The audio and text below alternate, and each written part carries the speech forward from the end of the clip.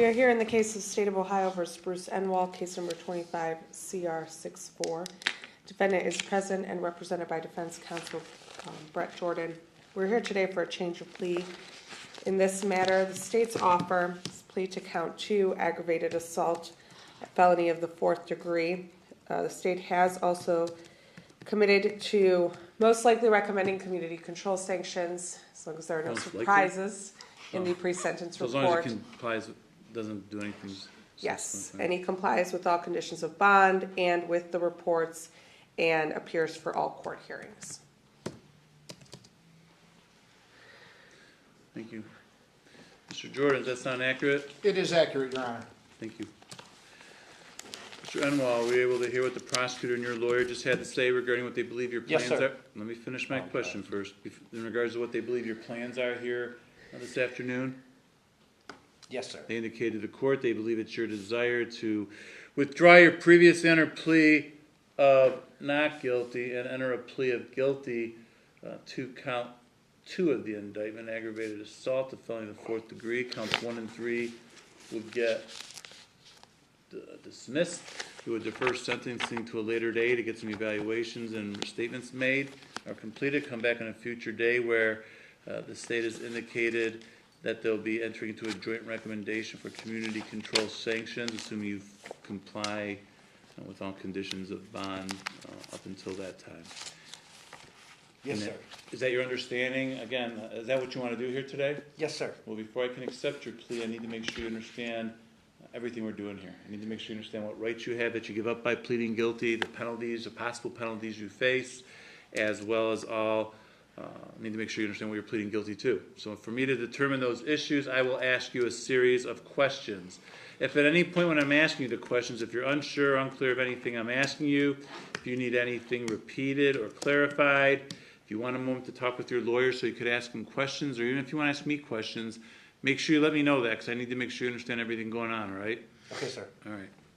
Well, let's get started then. How old are you, sir? What did you say, sir? How old are you? 42. Are you able to read and write the English language? Yes, sir. Do you have any difficulty with that or difficulty understanding what you read in the English language? Writing a little bit, but reading I could read pretty good. So in regards to reading, you can I can read just fine. You can read just fine, and you understand what it is that you read? Yes. Okay.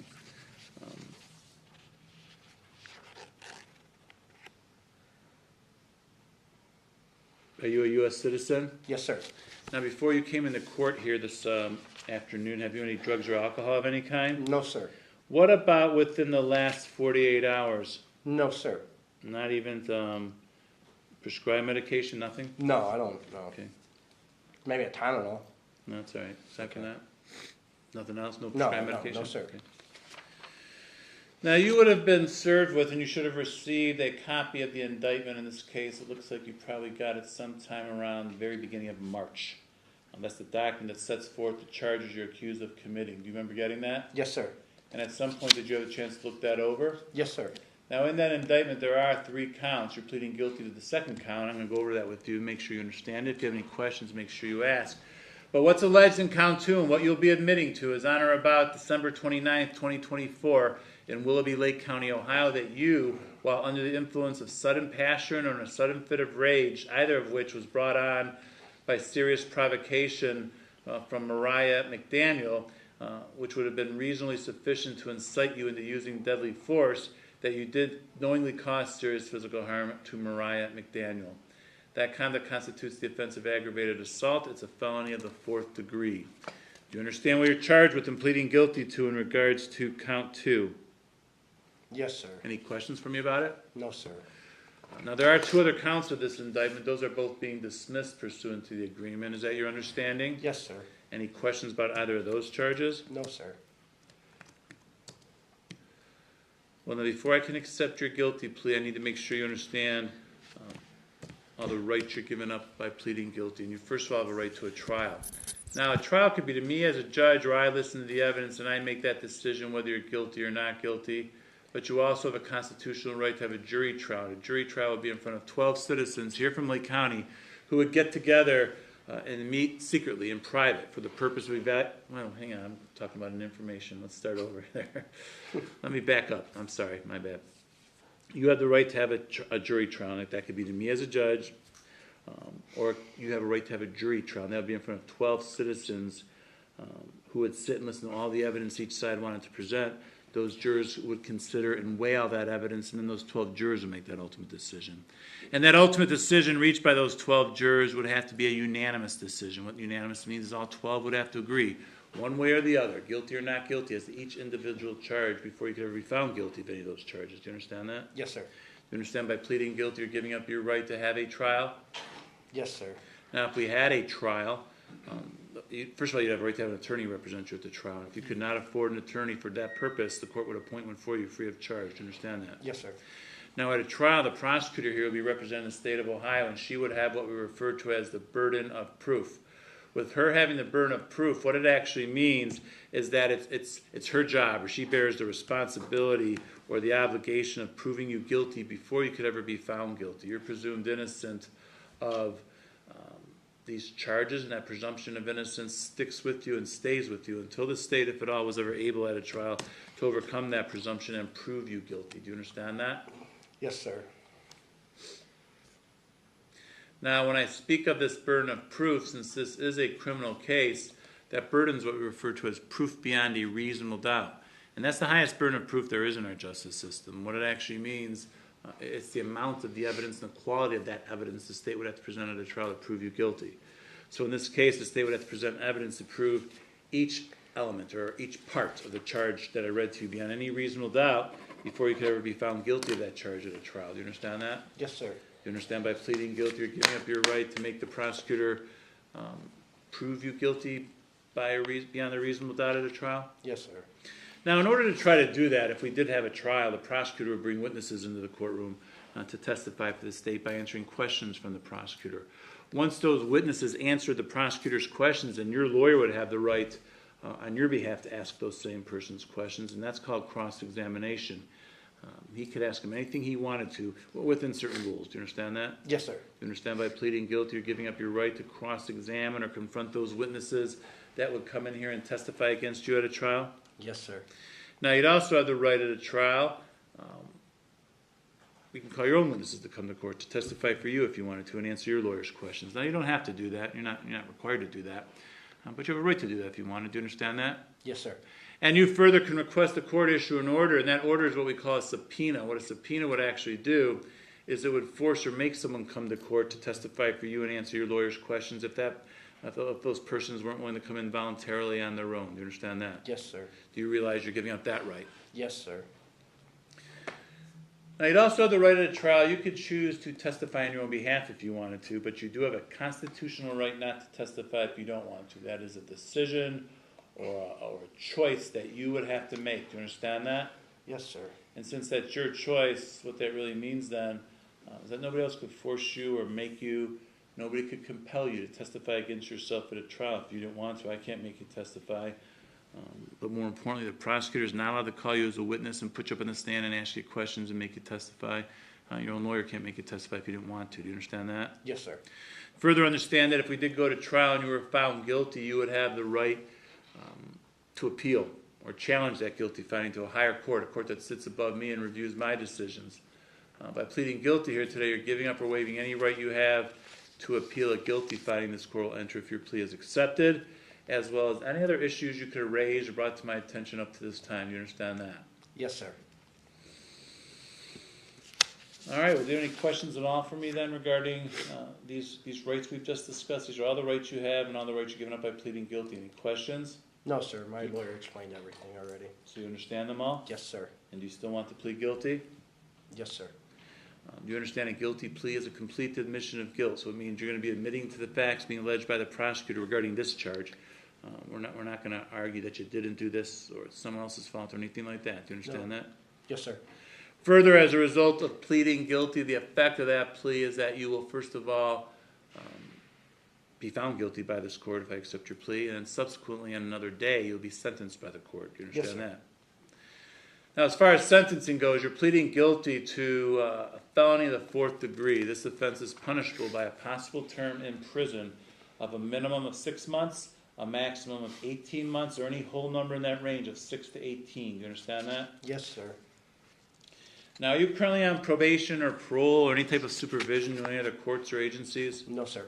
Do you have any other charges currently pending against you? No, sir. If a prison sentence were imposed, in this case, upon your release from prison, you could be placed in what we call post-release control, not sometimes referred to as parole.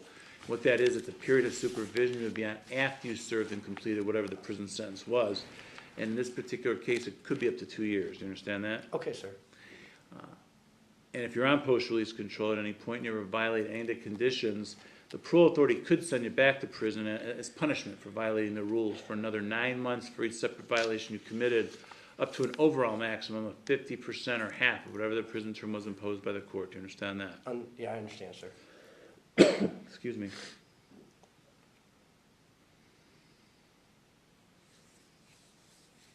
Now, aside from the possible prison sentence, there are other sanctions that could be ordered. You could be fined in this case up to $5,000.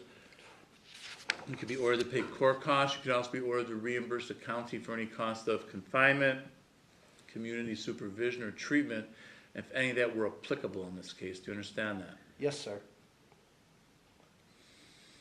You could also be ordered to pay restitution if that's applicable for any economic damage or loss that any victim may have suffered as a result of the conduct involved. Do you understand that? Yes, sir. All right, now a few moments ago I explained the possible prison sentence you face. I used the word possible. Prison's not mandatory in this case. You're eligible for probation, or what we officially call community control sanctions. Do you understand that? Okay. You understand that? Yes, sir. Yes, sir. I'm sorry. That's all right. You understand that just because you're eligible for probation doesn't automatically mean you're put on probation. It means I consider that if that's what you're asking for. Obviously, that's what you're requesting here from what was indicated earlier. I'll look at all the information that I get, and I'll make the decision that I think is the right thing to do. Obviously, take into consider recommendation, but everything else as well. You understand that? Yes, sir. Now, if you are put on community control sanctions, it could be for up to 5 years of supervision. And as the judge, I have the discretion to order a wide variety of rules and conditions for you to follow. One of the conditions could be an order that you serve a term in the Lake County Jail of up to 6 months. So even if you're put on probation, it doesn't automatically mean no incarceration. It doesn't automatically mean incarceration, but you could be incarcerated for up to 6 months in the county jail. You obviously get credit for whatever time you've been in up until that point. Do you understand that? Yes, sir. If you are on community control sanctions and you ever violated any of the rules or conditions of your probation, we would then have a hearing here in court to see if you're what's called a probation violator. If it was determined that you were, I could extend your probation up to 5 years. If it wasn't originally 5 years, I could impose more restrictive sanctions against you, or I could terminate your probation and send you to prison. If I did that at that point, again, it could be in that range I mentioned before, 6 to 18 months. It could also be consecutive to another sentence that you may be serving at that time for something else, or that you're being sentenced to for something new that happened. You understand that? I understand, sir. All right. Lastly, when we do come back here for the sentencing hearing, you'll have the right on that day say anything you want. Anything you want me to know or consider. Your lawyer could speak on your behalf. He can recommend the sentence to the court. The prosecutor can also recommend the sentence to the court. Do you understand that? Yes, sir. Do you understand that whatever anyone says at sentencing regarding what they think the sentence should be, it is just what I said. It's a recommendation. I don't have to go along and follow that if I didn't think that was the right thing to do. Do you understand that? Yes, sir. I understand that.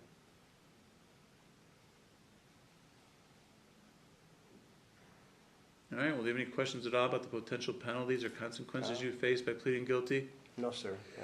I'm sorry. You understand everything, the consequences that can occur at sentencing? Yes, sir.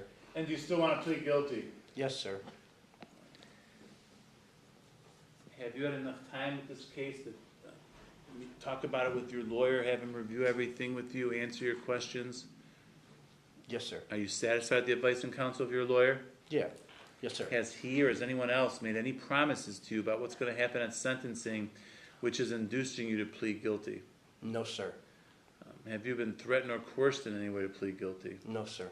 Are you entering your guilty plea freely and voluntarily? Yes, sir.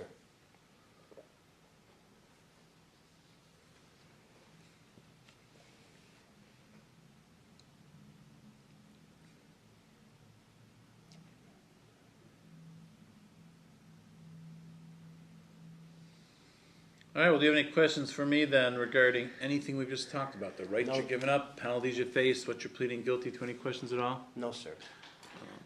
Do you need any more time to talk with your lawyer before we go forward with your actual plea? We're good. Thank you, Okay. sir. And what's going to happen at this point, the prosecutor here is going to explain for me what she believes the facts would show regarding the count 2 if this went to trial. I need you to listen to her because I'll have some questions for you about that. Ms. Zagretsky. Your Honor, the facts would show that on December 29th of 2024 in Willoughby Lake County, Ohio, the defendant, Bruce Enwall, was under the influence of a sudden passion or sudden fit of rage that was brought on by conversations that led to an argument with Mariah McDaniel in regards to whether they were cheating on each other. At that time, the defendant was married to another woman but was dating Mariah McDaniel. In the culmination of that argument, the defendant did grab Mariah McDaniel around the neck by his hands. He punched her and he slammed her head into a kitchen counter. She suffered serious physical harm as a result of that. What did she do to provoke this? It was the argument. They had each other's cell phones. It was a complicated relationship at that time. She was the girlfriend. He was married. And the argument was about his wife and whether he had been speaking to his wife. And she had made statements in regards to that and her cheating, whether she was cheating or not, and whether he was cheating on her with his wife. They had both been drinking. Did she do anything to the defendant? Or is that In defense, she pulled out a knife. because the defendant had some cuts on him, right? Yes. I'm looking at my notes from the pretrial here, and it mentions how there was an issue, at least maybe with the defense, as to which assault came first. In your view, maybe there wasn't, but that's why it made it sound like at least she did do something to him at some point, it sounds like. For the elements here, facts I'm stating is the argument and the nature of that argument and topic of it being his marriage and her being the girlfriend, not the knife, How's necessarily. That's sufficient to incite someone in using deadly force? That is my statement of facts.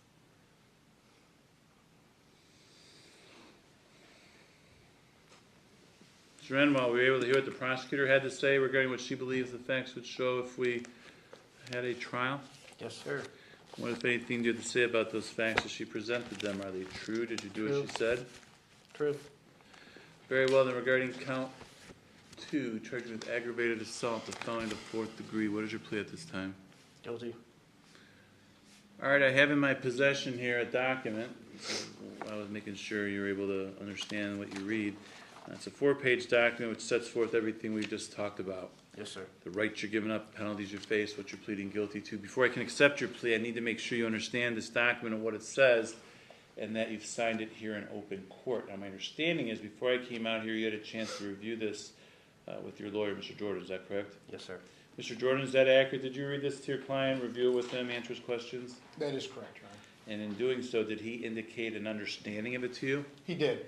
Is that correct, Mr. Enwall? Yes, sir. So you understand what this document says? Yes, sir. Do you have any questions for me about it? No, sir.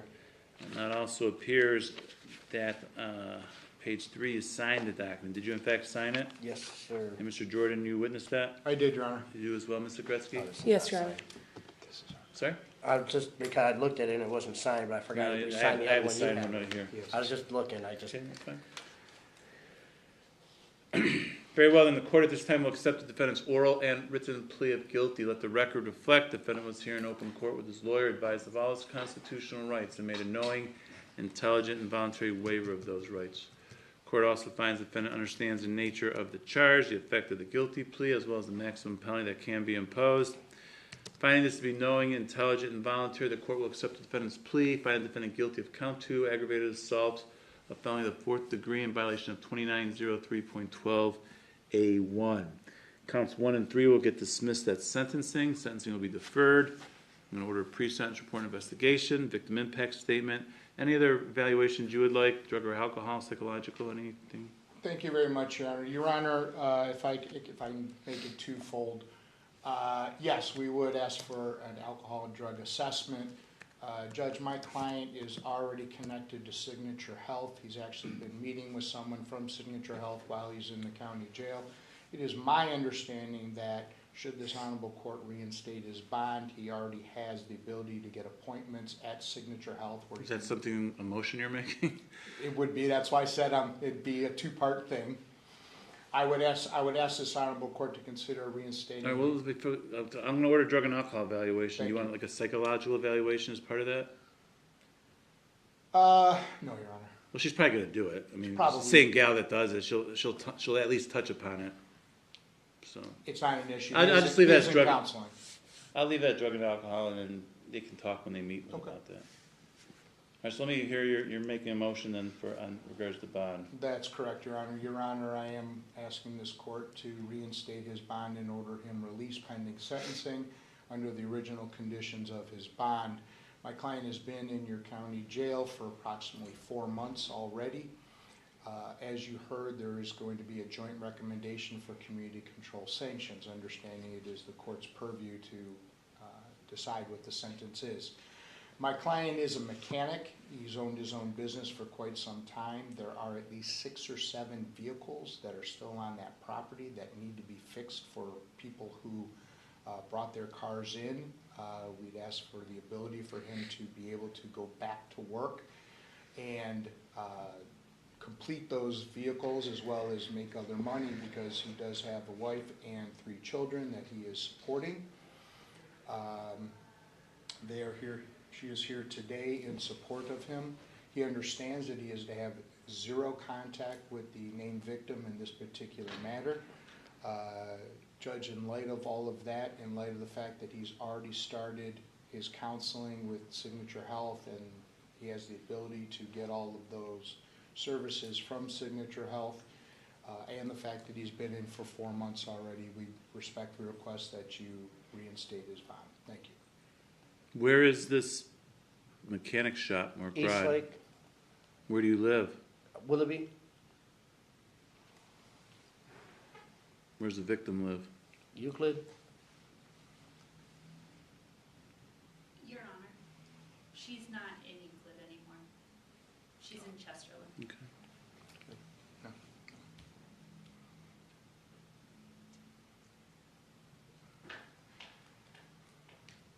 What's going on with the offense that occurred in Euclid? Your Honor, I'm not sure the current status of it. I failed to look that up before coming in there. I apologize. I do know what the basis of it was, and it was, Well, that's when the SWAT team had to go out there, right? yes, yes. So the original terms were 75,000 cash surety, GPS, and no contact with the temporary protection order. I don't know if anything was able to be resolved since the Are defendant you has representing him been in here. that manner?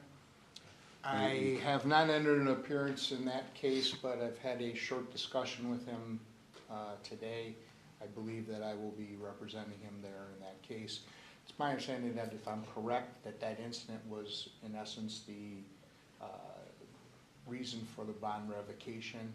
Well, it's not the reason for the bond revocation. I mean, he was, well, at least from what I wasn't a part of that. I just, Understand. when I read the docket, but I thought he had violated the TPO and they went out to get him and that's when that happened. Is that incorrect? Yes, that's when, well, he had violated the TPO. The victim tried to report it in Willoughby because she lived in Euclid. They told her to report it in Euclid. And then in order to find him, because he had continued to contact her, when they eventually found him at the shop in Eastlake, the SWAT team had to be called. And that's, So it was one, I believe all one day, one series of events. And then Euclid charged him for the violation of the oh, so he's temporary not charged protection. with anything as a result of the pulling up and getting the SWAT team coming out. No. No, He's charged with just the violating the TPO correct, in Euclid. correct. Gotcha. So any charges out of Euclid, at least at this point, probably Euclid Municipal Court, whether they're felonies, I don't know if they're felonies or not. They were not It'd only be charged a as felony felonies. of what, if it's a prior? Correct. I believe they Yes. are misdemeanor charges. Yes. Judge. What's the state's position on bond? State's position, and having had previous conversation on this as well, in light of the state's recommendation for community control sanctions, the state would not object if the defendant was going into a treatment facility or something that would address the substance use disorder.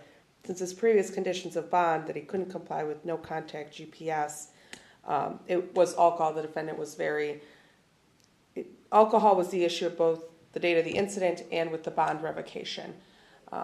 So the state would not object if there were services in place. I don't know what these services with Signature Health are. I don't know if they are any different than what Signature Health comes to the jail and helps inmates with generally. So those are my hesitations in not objecting at this point, as I don't know what those services are other than when Signature Health comes to the jail. If he was in a treatment facility and had a bed somewhere, the state would not object. So We don't have that. I'm sorry. That's not what we're dealing with here. Right. So you do object. Right. Yes.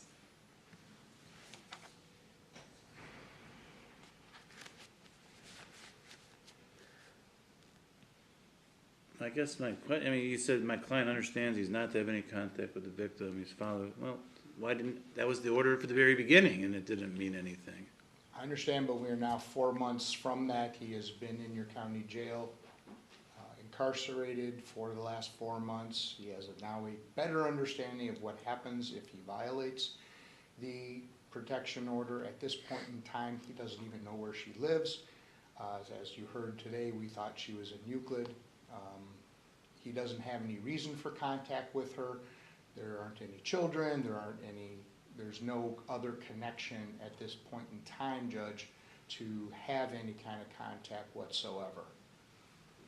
With regards to any kind of treatment, again, my client is more than willing and has been to get the assessment done. He will immediately start whatever the recommendations are, and then follow up with Signature Health. He'll sign over a HIPAA release form so that the probation department can get any kind of reports or updates that they need. And I believe if the court, places a GPS back on him, we'll know where he is. You want to say something? If bond is reinstated, the GPS, I would ask for there to be restrictions of house arrest, and I guess it could be this workplace, but previously it was just GPS without the restrictions. I'll be right back. I want to make a quick point. All right.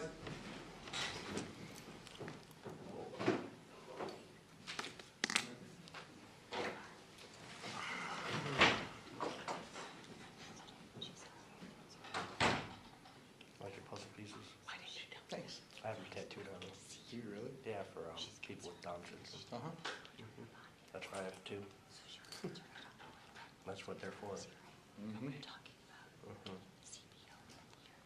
Yeah, my son needs special needs, so I get it. Yeah, that I have good friends that have special needs. That's why I did. Oh, yeah. Because of that same reason. Mm-hmm. It happens, but they're good people, man. They're still people. Fantastic, absolutely. They have a different type of love. My buddy's daughter is, she's a handful, but she's a lot of fun. She can Yeah. be, she's good to be around. Yeah.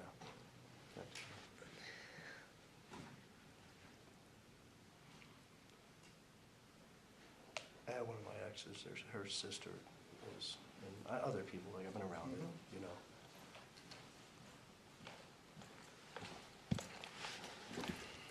Let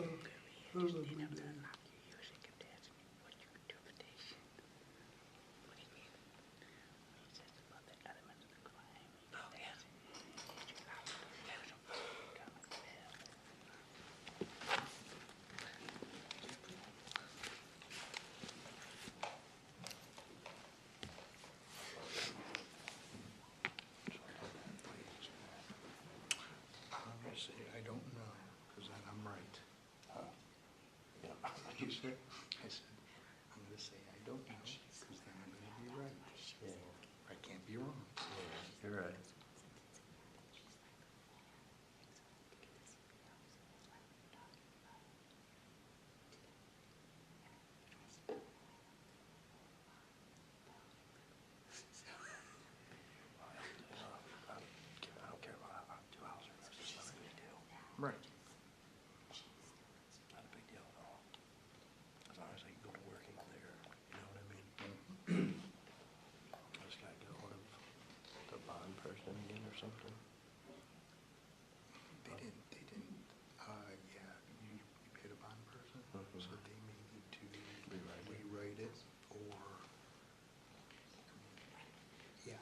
Just have them take a look at it to see if they have to rewrite it. Who do I call? The bond person? Yeah.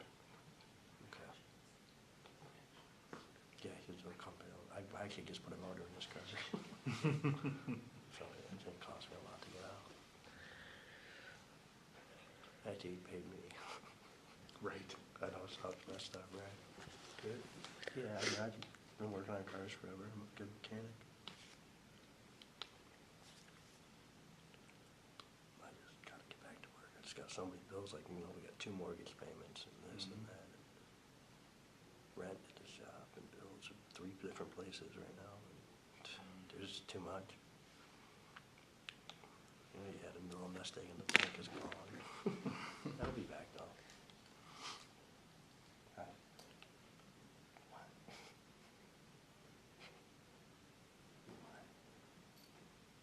What? Alright. Smile.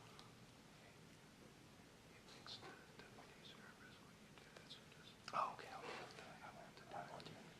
My apologies. It's okay, don't worry about it. I'm just doing it.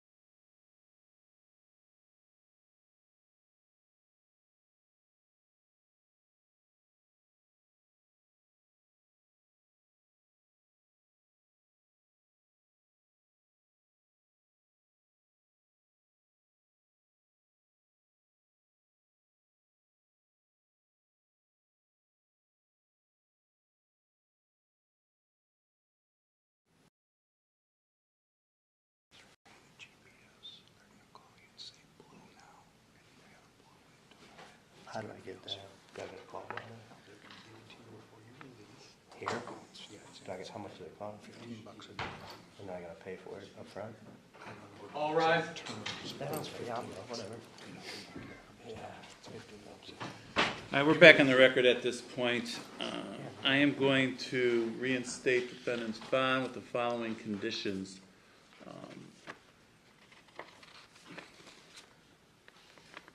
I'm going to put you on house arrest, allow you to, however, go to your place of work, your probation appointments that you need for this pre-sentence report, and any signature health appointments that you have. That's it. Okay. Okay. Am I, Okay? Let me finish, and then I'll answer whatever questions you Okay. have. I'm also you're going to be monitored. The device is on track with breathalyzer and GPS. Now, it's the same amount of money that you'd be paying for just the GPS. But it's a GPS that'll be able to monitor where you are, if they need to know. And then there's a breathalyzer that you'll be contacted multiple times a day, and it's random. And it just says, blow into this device. And you blow into it, and it'll be able to detect whether you're drinking. If there's any alcohol at all, it'll detect that, and your bond will get revoked. yes, no problem. So the GPS is just it's going to be like what you had before you wear it. And, well, I shouldn't say that. I don't know exactly how the device is going to work, but it's both in one. You're going to have a GPS, and you're also going to have this breathalyzer. Okay. And you're going to be subject to monitoring there, so it's on track with breathalyzer and GPS monitoring. On track. That's like a on scram track bracelet to enable- almost? It's similar, very similar to, well, it's not similar to Scram. Scram, you wear a bracelet, and it detects whether there's blood in your system. Alcohol in your system. Alcohol, it better be There's blood in always your blood in system. your system. Alcohol in your system. This is a breathalyzer, Okay. but Okay. you're gonna blow into it multiple times during the day, and it's gonna be random times during the day. No problem. If those should come back positive, obviously your bond will be revoked. You don't have to have any contact with the victim Okay. in any manner. That doesn't mean just you contacting her. You can't have it cause anyone else to have any contact with her. It can't be email, text messaging, letters, any form of communication whatsoever. None of that. No problem. Bonds reinstated at $75,000 cash surety with those conditions that then I just imposed. I'll answer questions instead, but it looks like you I have clarify? two more, just requests, since bond is being reinstated. One of them, that it be explicitly told to the defendant that he is not to have any firearms or weapons. And it's my understanding, at least very recently, the victim might have a car loan or something related to this business, and so that it be clear that even if it is business related, that there not be any contact with the victim as well. Okay. No contact whatsoever for any reason. All right, understand that? Yeah. Yeah, she, oh gosh.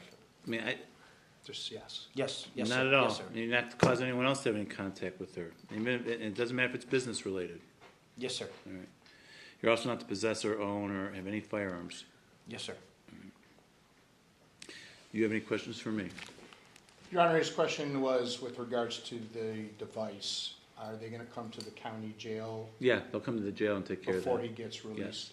He, Okay. I don't know if he's got to come up with a deposit beforehand. I think that's typically how that works, but I don't know that for certain. Is there a number that his wife can we get? Craig Berry at the probation department is going to be the one that's in charge of that. Okay, so I'll have her go over Three- the probation right Yeah, now. she can go over there right now and talk to Okay. him and figure out what to do, Okay, we can do that. and how to get that ball rolling in that regard. Very good. That's what I would suggest. That's a good idea. You got time for that. Okay. So let me make it clear then, I don't know if you'll get out today or what, if it'd be tomorrow. It should be today, but I don't know how that works over there. But when you get out, if it's after 4:30, which most likely it will be, you're gonna need to contact the probation department first thing tomorrow morning, immediately, and set up a date to come in to fill out your paperwork, and then you're gonna get dates to come in for your interviews. So make sure you contact them tomorrow morning and do whatever they request in terms of your scheduling appointments with them. Yes, sir. One of the conditions I've mentioned before, I mentioned some of the conditions, but you're not to use any drugs or alcohol. You have to submit screens to them as well if they want you to. They have to be negative. Positive screen will result in your bond being revoked and warrant being issued for your arrest. You understand that? Yes, sir. This pre-sentence report must be completed in order for me to be able to consider probation as an option at the time of sentencing. If there's no pre-sentence report, the law doesn't even allow me to consider probation. Even if it's agreed to, I'm not allowed to consider that probation without a pre-sentence report. In order for a report to be completed, the interviews with you have to take place. So it's important that you show up when you're supposed to, on time at the probation department for your meetings with them, so they can conduct the interviews with you. If they can't do that, then they can't prepare a report. And again, without a report, I can't consider probation. I won't continue the sentencing to a future day to get the reports done and the interviews done because they were incomplete due to your not showing up when you're supposed to. You understand on that? So yeah, you're not going to get out before 4:30. So contact them first thing tomorrow morning. They open at 8.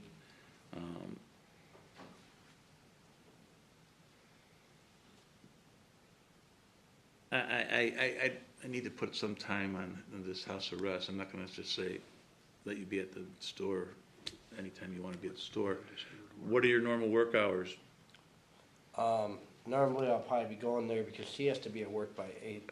Hold on, I'm trying to think. Normally I'd probably be there like in between anywhere from like 7:30 to 8:30 to like 6. All right, I'll let you work 8 to 6. 8 to 6, okay. All right. So Thank you. You'll be permitted to be at the East Lake Garage from 8 to 6. You're home after that and before that. And then you can only other places you can go are to your probation appointment parts and any counseling appointments. Okay. All right? No, I'm not allowed to like walk over to the store, get something to drink. I gotta stay No. in my. Okay, I just asking. I want to make It's sure. house arrest, so Okay. it's in a sense you're in jail there. Okay, But no I'm problem. giving you work release to go to these places and to those appointments. Thank you, sir. All right? That's how you should consider it in your head. Yep. If you're I'm in jail, you but can't I'm just go to the outside. store and do I that. understand. I just figured I'd ask. I just, you're you allowed. know, instead of getting in trouble, I asked a question. Any other questions? No, sir. Okay. Anything else? No, Your Honor. Thank you. All right, thank you. I keep this. All right. And you'll tell her where to go? Yes, I will take.